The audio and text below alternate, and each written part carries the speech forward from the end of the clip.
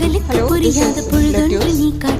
In Gudumalkapur market, a bunch like this is costing 25 rupees. And it is very easy to grow on terrace.